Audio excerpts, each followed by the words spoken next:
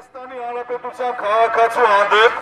եթե փորձվի նման ոտձգություն անել մեկ անգամ ևս կամ առհասարակ այս դերույթը դատապարտելով, միասնական ուժ ցույց տալով, պահանջում ենք, որպեսզի շուտապույտ կերպով բացահայտեն բոլոր մեղավորներին, այդ խմբի անդամներին, կազմակերպիչներին, պատվիրողներին եւ հրապարակային բոլորի աչքի առջև օրենքի ամբողջ խստությամբ որպեսի պատժվեն, որպեսի Հայաստանի Հանրապետության քաղաքացին իրեն լիարժեք զգա Հայաստանի Հանրապետությունում խոսք ասելուց, կարծիք հայտնելուց, դիրքորոշում ունենալուց չկաշկանդվի։